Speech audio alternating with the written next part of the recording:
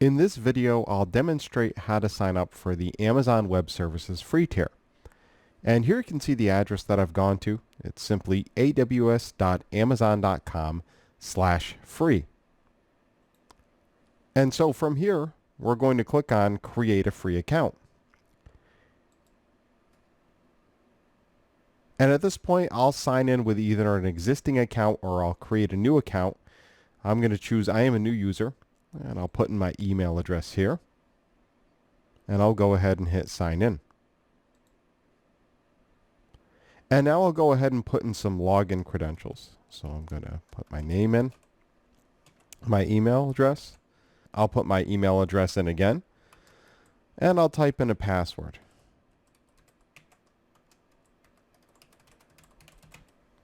And we'll go ahead and choose Create Account. So now I need to choose between a company account and a personal account. I'm going to choose a personal account. Again, I'll put in my name, my country, and now I'll pause the recording while I put in my address. Alright, so I finished putting in all my personal information, and I hit OK, and it brought me to the next screen where I can now put in my credit card number. Now, you may be thinking, this is supposed to be free. Why do I need a credit card? Well, we still have to put in a credit card number here in case we go above and beyond the offerings of the free tier for Amazon Web Services. So we have to be mindful of that as we go ahead and use Amazon Web Services, that we stay below the thresholds that are provided in this free tier.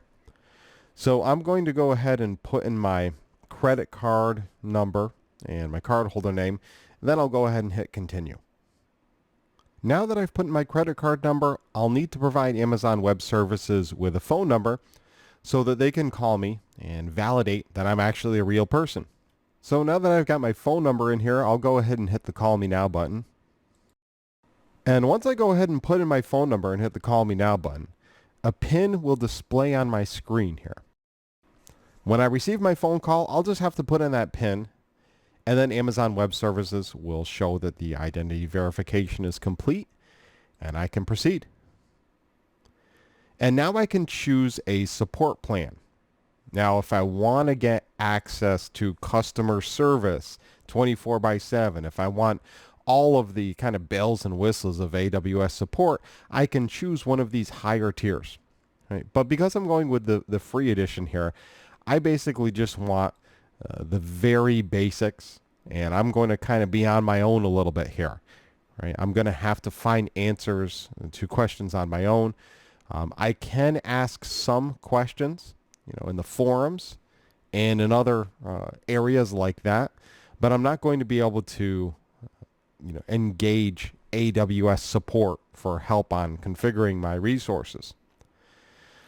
So I'll just go ahead with this basic tier and get the free level access, and go ahead and hit continue here. And that should bring me up to the confirmation screen.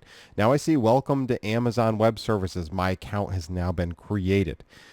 It's currently activating, and I'll get an email when it's complete. And what I can then do is just go ahead and sign into the console here.